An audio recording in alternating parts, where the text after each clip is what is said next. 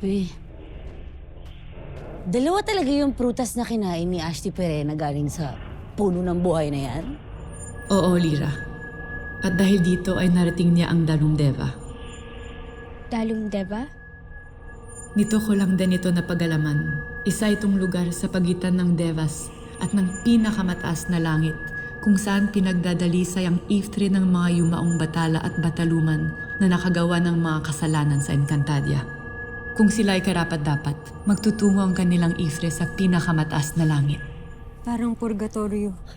Tama, yun din yung iniisip ko. Galing. Bataluman. Ang ibig niyo po bang sabihin ay kailangan ho naming pumunta doon?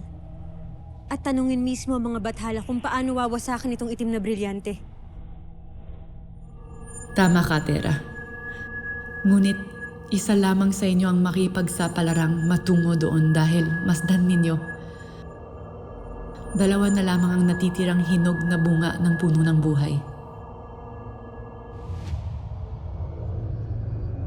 Bukod tanging ang Iftre na may matinding pagnanais na mabuhay, ang siyang pipitas at kakain ng mga bungang iyan.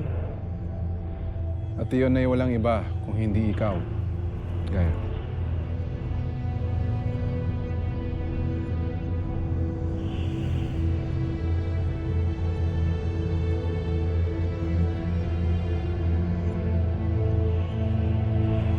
May pag-asa pa akong mabuhay. Magkakaiba ang tadhana. Magkakaiba ang kapalaran ng mga iftring nagnanais na muling mabuhay na kumain sa bunga ng inang puno ng buhay, Gaia. Sandali lang po, Bataluman. Ang ibig niyo po bang sabihin mag-isa pupunta doon si ate? Pasensya na po kayo. Pero hindi po ako papayag na pumunta mag-isa si ate.